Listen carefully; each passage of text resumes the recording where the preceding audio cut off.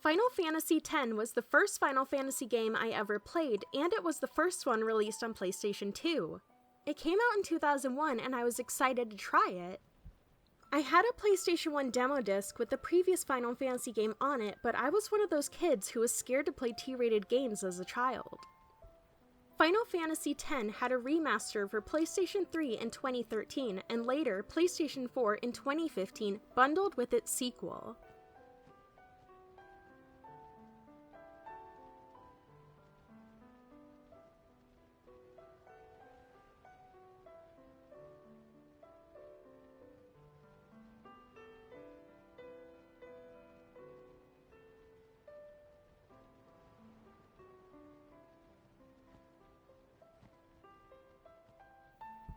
The story follows a boy named Tidus, who is the star player for his blitzball team, a soccer-type sport that is played in a giant ball made of water.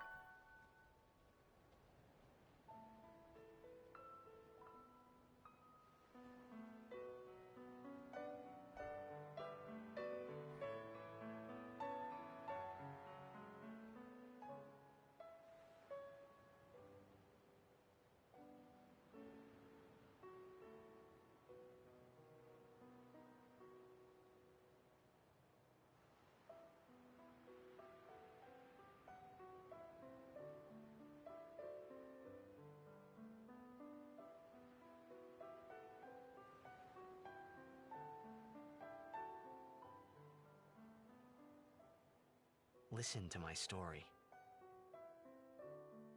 This may be our last chance.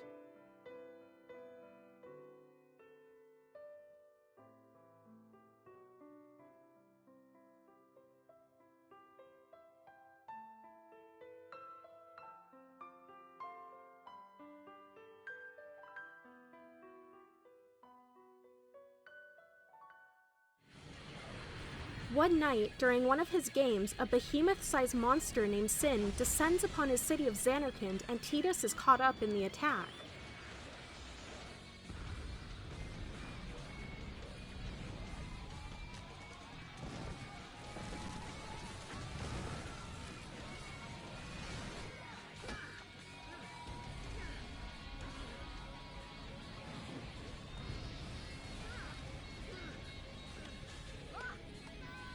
He finds himself waking up in an abandoned ruin and seems to be somewhere in the future. No one believes he is from Zanarkand since it was destroyed 1,000 years ago by Sin.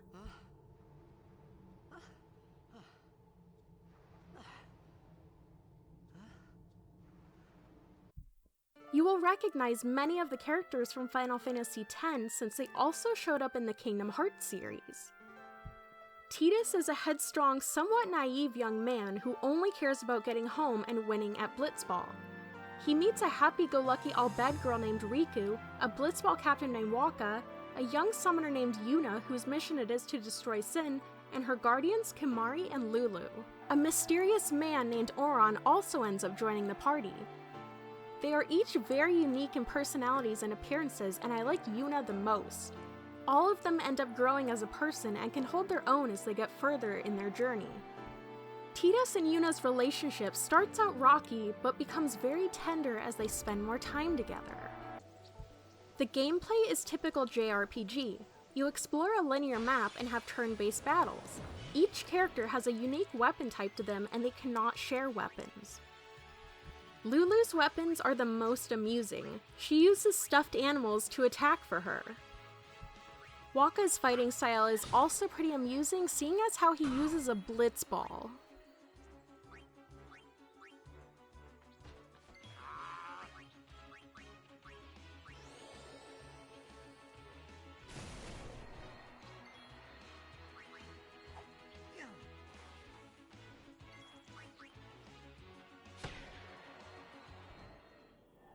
There are temples that you will come across that you need to solve puzzles in to advance. Solving these puzzles will let you unlock Aeons to fight alongside you in battle.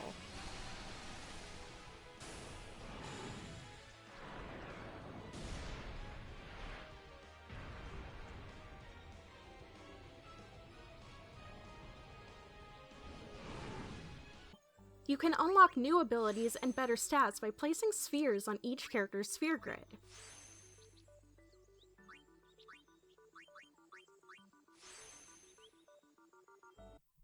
Along with the exploration and battles, there are many side events and mini-games you can participate in.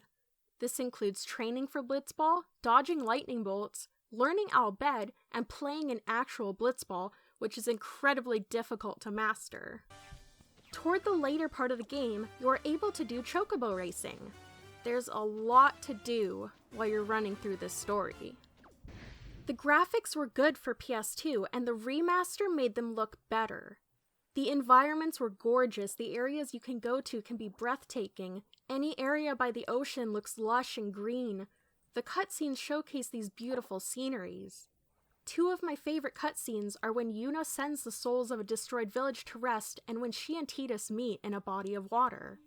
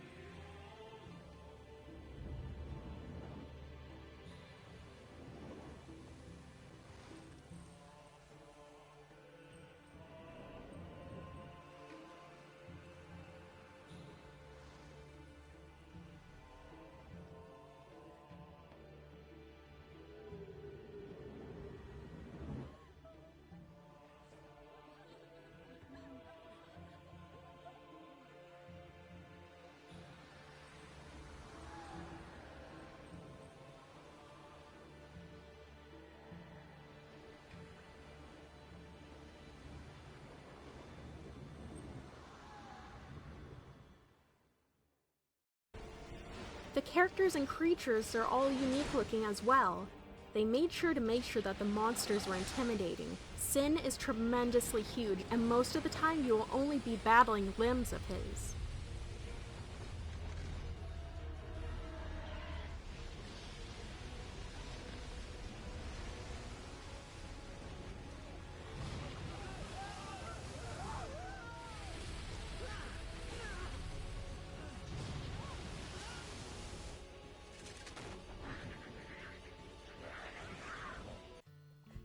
The music is also beautiful and memorable. The opening song that plays when you start up the game is one that you will not forget. Every song that plays fits the mood.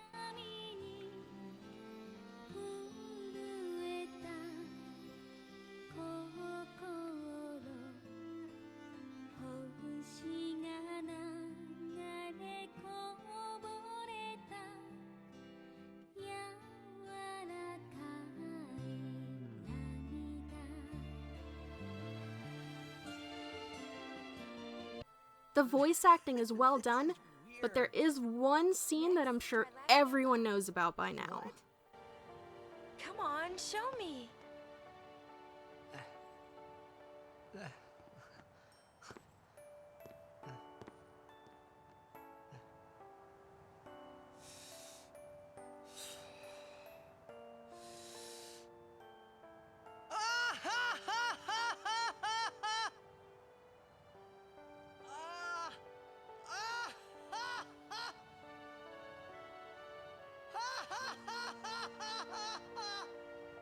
You probably shouldn't laugh anymore.